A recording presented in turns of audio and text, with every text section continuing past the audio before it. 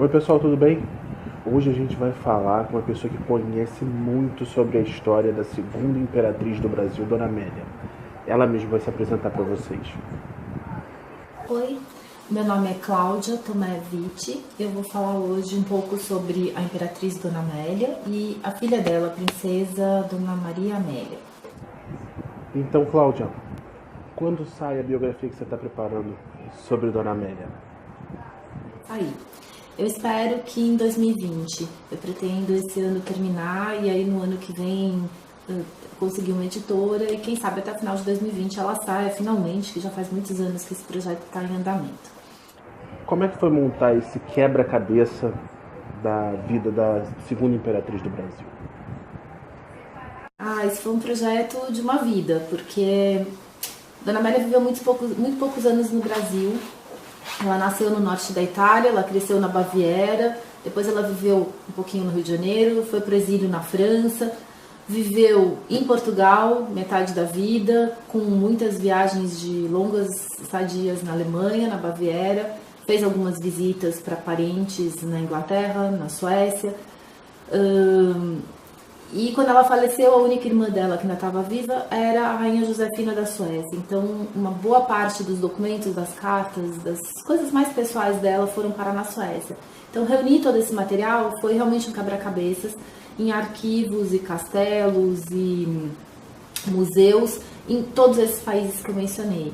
Algumas coisas necessitando de autorizações especiais, outras precisando de traduções, porque muita coisa está em francês, em alemão, em português. Então, realmente foi um quebra-cabeças e mais um processo incrível em que eu conheci também muitas pessoas interessantes e descobri coisas sobre todo o período da vida dela, que foram no final 60 anos, é um grande período do século XIX, e acabou gerando outros trabalhos paralelos também. Então, foi realmente um quebra-cabeças. Por que Dona Amélia é a menos conhecida de todas as imperatrizes brasileiras? Fato, ela foi a menos conhecida por alguns motivos.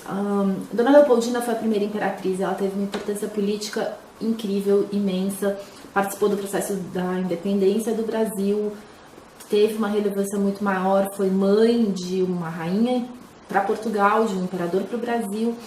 Então, apesar de uma vida muito curta, ela faleceu um pouco antes de completar 30 anos, ela viveu praticamente um terço desse período no Brasil, num período muito ativo politicamente e em que ela protagonizou realmente todo esse processo. Teresa Cristina foi a terceira das imperatrizes, embora a gente tenha menos papéis políticos desempenhados por ela, ela viveu um período muito longo no Brasil. Dom Pedro II foi imperador do Brasil por quase meio século e a maior parte desse tempo ela foi esposa dele. Então ela teve tempo para tocar diversas obras e projetos aos quais ela se dedicou, foi mãe da princesa Isabel, também teve um papel importante. A Dona Amélia ficou só 1 ano e meio no Brasil, num período em que Dom Pedro já estava próximo da abdicação. Ela era muito jovem, então ela não teve nem tempo, nem oportunidade, vamos dizer assim, para ficar tão conhecida como as outras duas. Então ela acabou um pouco ofuscada pela primeira e pela terceira, é fato. Dona Amélia ficou aqui 1 ano e meio. O que ela achava do Brasil e como é que foi a estadia dela aqui? Então, ela chegou no final de 1829 no Rio de Janeiro. Os primeiros meses foram uma época com muitas festas, com algumas viagens. Ela foi conhecer Santa Cruz, foi conhecer a Serra dos Órgãos, ela conheceu um pouco os arredores do Rio de Janeiro, ela estava aprendendo português, ela tinha 17 anos. Então, os primeiros meses foram um pouco, enfim, uma experiência de reconhecimento do novo país. O ano de 1830, a gente tem muito poucas informações, na verdade. A maior preocupação dela nessa época seria engravidar e garantir mais herdeiros para o trono, começar a ter alguma atuação, o que acabou não acontecendo quase nada de muito relevante nesse período. E final de 1830, início de 1831, ela empreendeu com Dom Pedro uma viagem para Minas Gerais. E as lembranças dela dessa viagem são péssimas, porque foi um período em que a popularidade de Dom Pedro já estava muito baixa, tinha acabado de ocorrer a morte do jornalista Líbero Badaró, Então, todos os lugares onde eles chegavam, havia sinais de luto pela morte do jornalista, que se acreditava que teria sido mandado matar por ordem de Dom Pedro, que muito provavelmente não foi verdade, mas foi um período muito difícil, justamente porque sobre ela pesavam, né, todas as más imagens que se faziam sobre Dom Pedro. Tanto que eles voltaram de Minas em março, e em abril ele abdicou e eles foram embora do Brasil. Então ela não guardou tão boas imagens desse período do final da estadia dela aqui no Brasil. E o resto foi muito pouco tempo, na verdade. E ela sempre teve uma leitura desse período de que os brasileiros teriam sido ingratos a Dom Pedro I, que ele fez a independência, que ele tentou governar o país o melhor possível, que ele era bem intencionado, mas que de alguma forma isso não foi bem compreendido e ele acabou abdicando. E ela nunca perdoou os brasileiros por essa ingratidão, como ela costumava dizer. Como é que Dona Amélia foi criada, Cláudia? Conta pra gente. Ela nasceu ainda na corte do pai dela, no norte da Itália, quando o pai dela, o príncipe Eugênio, era enteado do Napoleão. O Napoleão estava no auge, né, do seu poder, e ela então nasceu numa corte faustosa, muito rica, muito poderosa, mas que o pai, na verdade, era o vice-rei amando do Napoleão. Quem ditava tudo naquele momento era o Napoleão. Com 2 anos de idade, com a queda do Napoleão, o pai dela teve que fugir do norte da Itália e eles então foram buscar exílio na corte da Baviera, onde o avô dela materno era o rei da Baviera e a mãe dela era uma princesa da casa de Wittelsbach. Então ela cresceu, na verdade, dos 2 aos 17 anos na corte da Baviera como neta do rei, depois sobrinha, né, do próximo rei, que era Luís I. E ela recebeu uma educação bastante francesa, porque o pai, como descendente do Napoleão, fez questão que a corte dele toda falasse francês, a língua materna dela era francês. Muito católicos, e esse foi um dos motivos pelos quais ela foi escolhida para ser imperatriz do Brasil, porque Dom Pedro fazia questão de uma princesa católica. E uma educação muito rígida, em que, como todas as princesas da época, ela aprendeu várias línguas, ela aprendia habilidades femininas, como bordado, piano, enfim, essas atividades femininas. Ela não foi tão preparada para ser uma imperatriz e governar como a Leopoldina, né? A imperatriz Leopoldina era filha do imperador da Áustria, ela sabia, sempre se soube que ela casaria provavelmente com um rei, com um imperador, teria um papel político. Amélia não, ela era sobrinha do rei nessa altura, então não se esperava que ela casasse com o imperador. Ela não teve, vamos dizer, uma educação preparada para reinar, governar uma casa tão importante, o que acabou acontecendo por um período curto. E, de maneira geral, ela gostava muito de andar a cavalo, que foi uma das coisas que a aproximou do Dom Pedro, era uma das grandes paixões dele. E enfim, foi uma educação típica das princesas germânicas daquela época, nada tão especial. O casamento com Dom Pedro como foi? Era político, depois virou um casamento com amor? Conta pra gente como é que foi. Sim, como todos os casamentos nas casas reais naquele momento, era um casamento político. Ele não poderia casar com quem ele quisesse, então tinha que ser uma princesa. E havia 2 aspectos muito importantes dentro desse caráter político. Ela tinha que ser uma princesa católica, como eu já falei, e segundo, ela tinha que ser proveniente de um reino constitucional, porque Dom Pedro já tinha, nessa altura, outorgado 2 constituições, uma para o Brasil, outra para Portugal. E havia, nesse momento, na Europa, no mundo até, uma separação muito grande entre os países que ainda defendiam o absolutismo e os países que defendiam a monarquia constitucional. E havia, lógico, já algumas repúblicas na América Latina. Então, Dom Pedro, como imperador de um país que tinha uma constituição, ele precisava necessariamente de um apoio político de outras monarquias constitucionais que ainda eram quase minoria nesse momento. Então, a Baviera realmente era um desses países nos quais ele sabia que podia contar com um apoio político. Esse foi um dos motivos. Ela era muito jovem, como eu disse, ela tinha 17 anos na época do casamento. Dom Pedro era jovem e ela se apaixonou por ele, como a Leopoldina também, como outras mulheres também, e ela guardou para sempre a imagem de um marido dedicado, romântico. Quando ele faleceu, ela disse que morria um santo mártir cristão, e ela guardou luto por toda a vida pelo marido.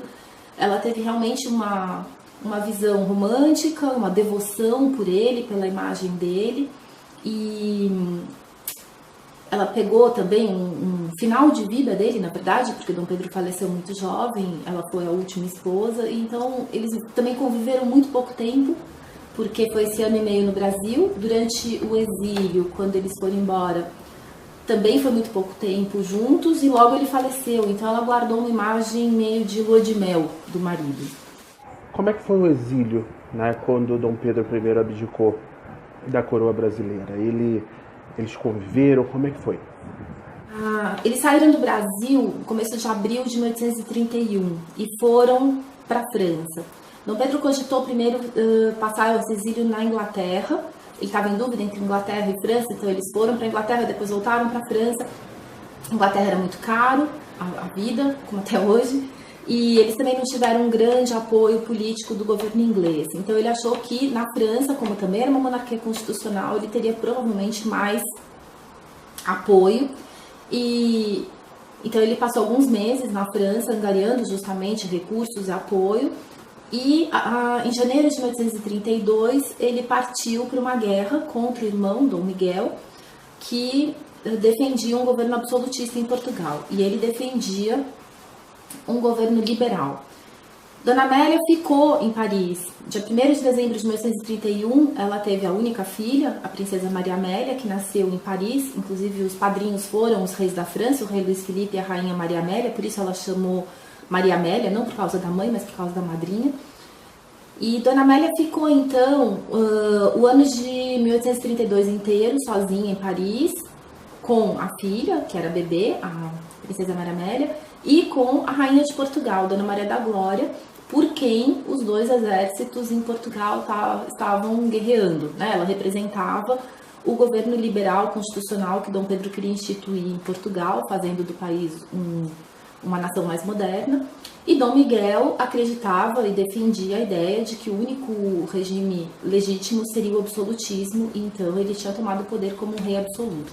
Durante todo esse período, 1832, 33, correu a Guerra Civil em Portugal. Enquanto isso, Dona Amélia ficou no exílio em Paris com a filha e a enteada.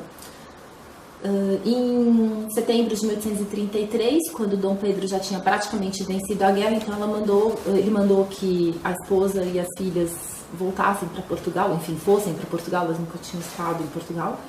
E então eles se reencontraram depois de um ano e meio separados e tiveram exatamente um ano ainda juntos em Portugal.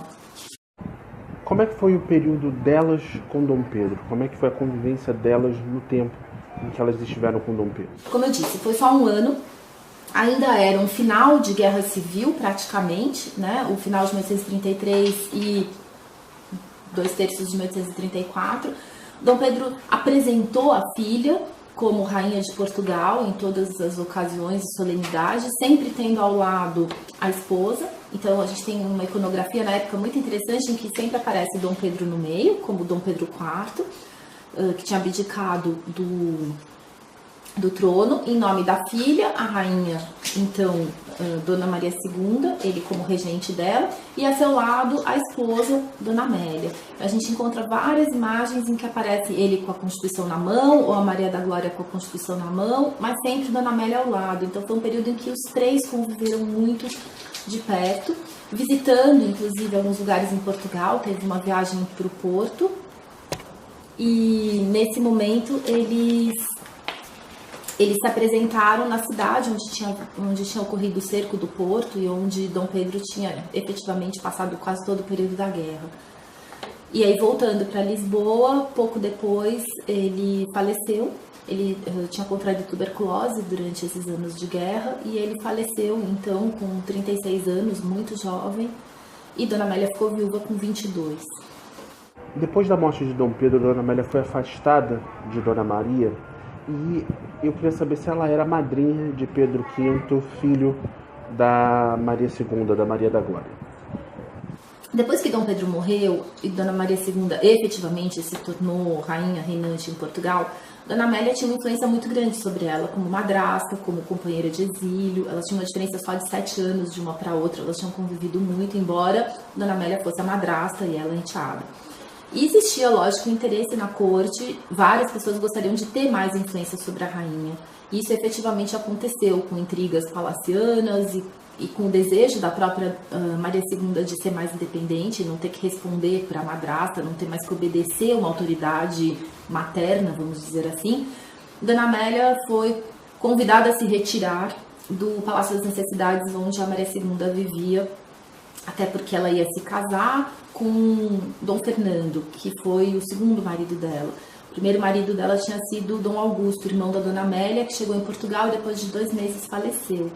Então, Dona Amélia, com a morte do irmão e a chegada de um novo marido, ela e todos os antigos servidores de Dom Pedro foram afastados e passaram a constituir uma segunda corte. E a Dona Maria II quis então, a Maria da Glória, ela quis então ter uma corte própria com o seu segundo marido, Dom Fernando, também um alemão, e elas realmente se afastaram. Mas foi um afastamento não tão abrupto, não tão radical. A Dona Maria II e Dom Fernando convidaram Dona Amélia para ser madrinha do primeiro filho deles, que seria o futuro rei Dom Pedro V. Ela convivia com a corte, tem cartinhas e relatos, e a gente percebe assim que existia uma convivência, até porque a Maria Amélia, a princesa, era um pouco mais velha do que os filhos da Maria da Glória. Então, foi uma convivência amistosa, embora um pouco afastada. Qual foi a proximidade de Dona Amélia com Dom Pedro II? Ela teve uma proximidade muito grande por cartas. Quando ela deixou o Brasil, Dom Pedro II tinha 5 anos e ele ficou como imperador, né? Primeiro durante a regência, depois a partir dos 15 anos como imperador de fato.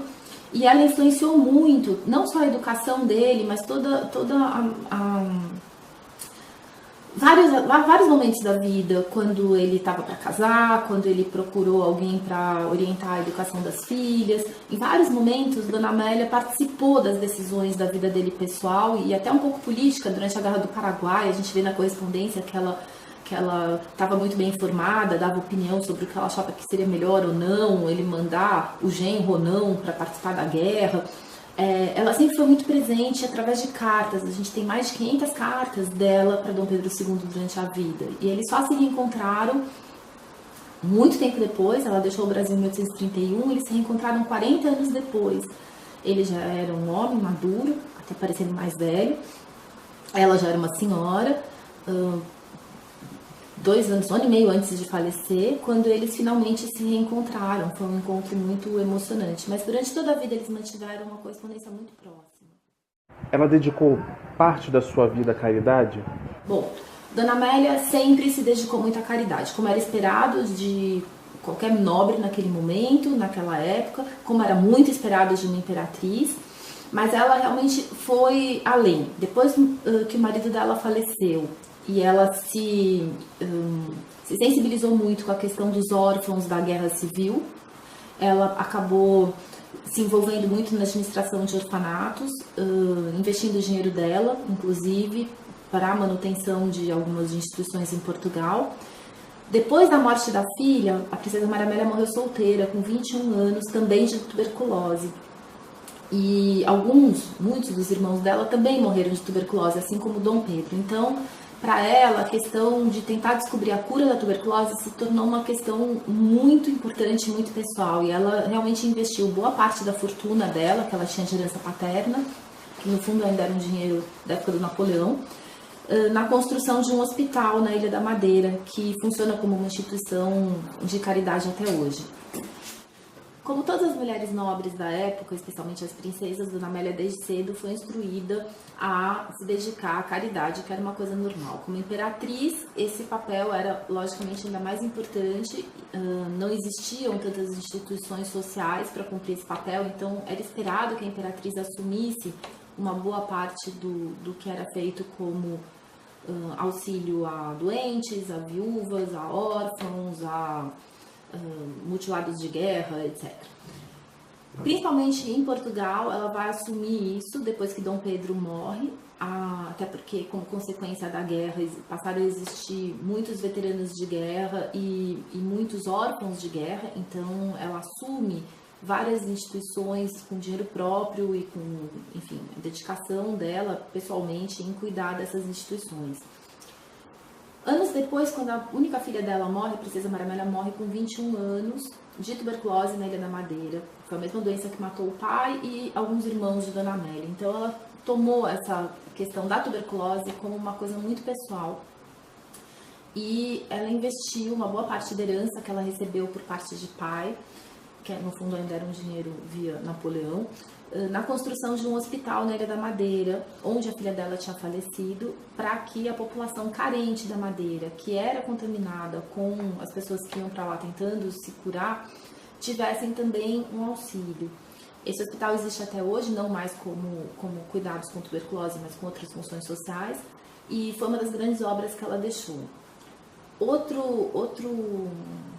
Outra instituição que foi beneficiada também por ela foi o Orfanato de Munique. Quando ela se casou, Dom Pedro tinha mandado uma grande soma para ela fazer uma festa muito bonita, muito luxuosa em Munique, como tinha sido a festa dele do primeiro casamento com a Leopoldina.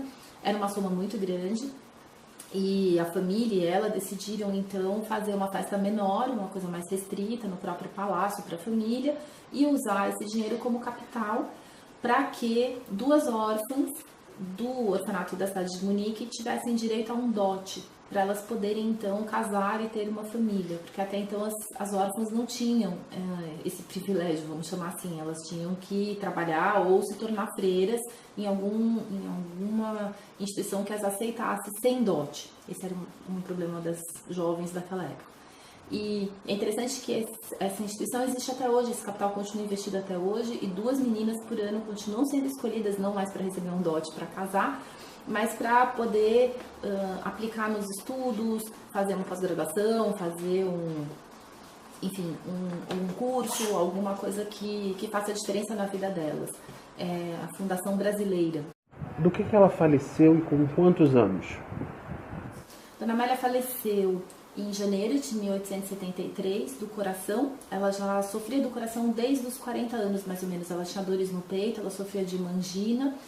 E em janeiro de 1873, ela tinha 60 anos. Ela, então, faleceu no Palácio das Janelas Verdes, onde ela vivia desde a morte da filha, na madrugada, por, enfim, complicações do problema cardíaco, do qual ela já sofria há muito tempo. Muito obrigado pela sua entrevista, pela sua disponibilidade aqui com a gente do canal. E você sabe, né? Você aí nos assiste, sabe. Curte, espalha, compartilha, se inscreve, bate o sininho. Eu tô esperando por você. Tchau, gente.